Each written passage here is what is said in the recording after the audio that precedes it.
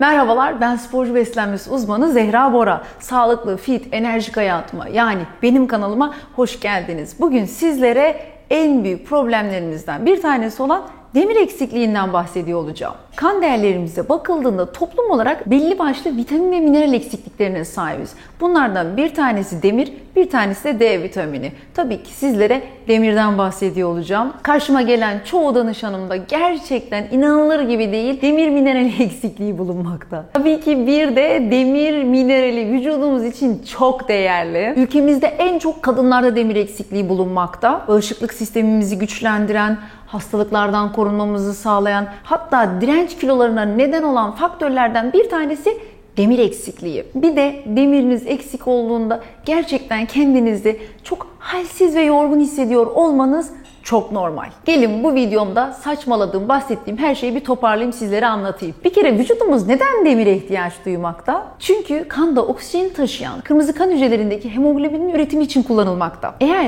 sizlerin vücudunuzda yeteri kadar demir yoksa kırmızı kan hücresi az üretilmekte. Hal böyle olunca hemoglobinin azalmasıyla birlikte oksijen de azalmakta. Sonuç olarak da günün sonunda demir eksikliği anemisi oluşmakta. Peki ya bizler demir eksikliği tanısını nasıl koyuyoruz? Demir eksikliğinin tespiti için kan sayımı gerekmekte. Bizler kan değerlerinizde sizlerin demirinize, feritininize, hemoglobininize ve hematokrit değerinize bakıyoruz. Tabii ki bu değerleri bizler değil, doktor kontrol ediyor.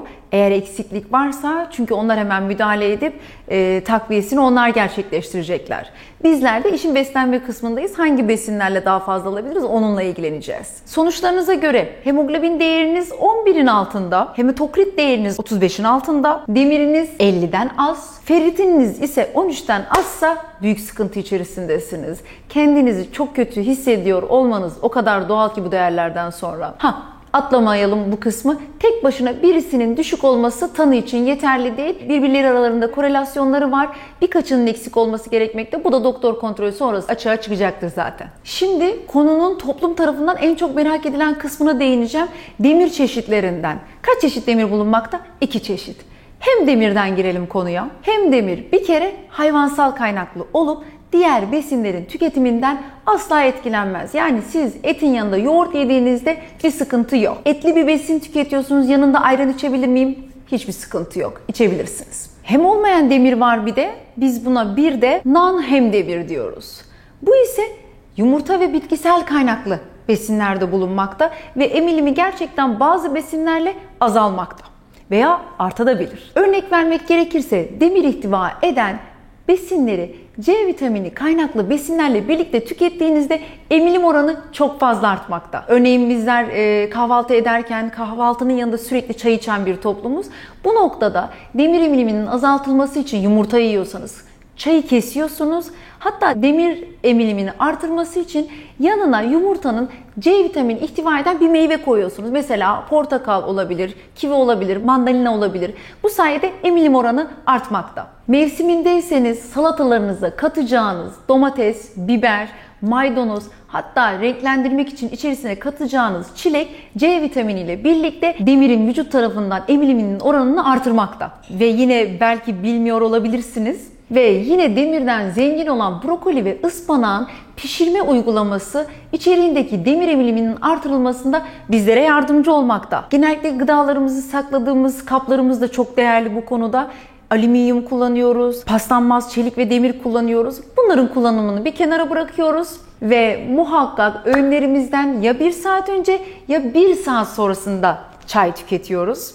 Bir de altın değerinde yine bir bilgi vermek istiyorum. Benim burada sizlere tavsiyem hem demir ve hem olmayan demiri bir arada tüketmeniz. Bu sayede demir patlaması yaşayabiliriz. Nasıl bir örnek verebilirim tabii ki bu ikileme? Kıymalı ıspanak yemeği veya kıymalı yeşil mercimek yemeği ikisi için çok faydalı kaynakların bir araya gelmesi diyebilirim. Faydalanın. Gelelim konunun günlük alım miktarına. Siz bir erkeksiniz ve ne kadar gün içerisinde demir almalısınız. Erkekler için biz buna 8-10 mg, kadınlar içinse 18 mg diyebiliriz. Tabii bir de aranızda vegan ve vejetaryen olan takipçilerim var.